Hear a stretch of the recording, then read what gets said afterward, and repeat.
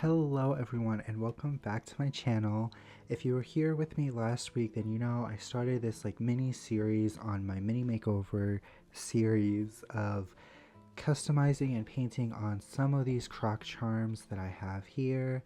Last week I did 3 of them in different sets, and now I'm going to be working on this set and doing 3 others, which are these 3. It's like a bow, a hot air balloon, and just a cluster of 3 balloons. And again, I am using fabric paints because it's what I found to work best so far.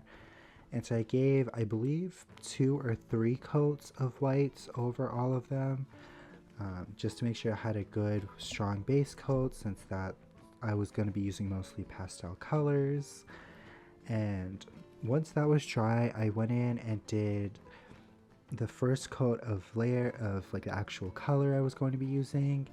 And unfortunately, the footage of that was corrupted, which is why this video is 3 minutes long, because all of the initial base coats of color, all that footage I recorded was unfortunately corrupted and just would not, there was no way for me to save it, unfortunately. So we are kind of jumping ahead now into the details, but honestly, the base coat was just the main color you see here, with I believe 3 or 4 coats. But with this bow, I just did a little bit of some dark blue detailing, and then for the balloons and the hot air balloon, I just did some little white highlights and white detailing. These 3 were a lot easier and felt quicker, maybe because I was more, I guess, used to this process of painting on these tiny charms, and maybe because the designs were a bit simpler to do. But this is how the 3 turned out.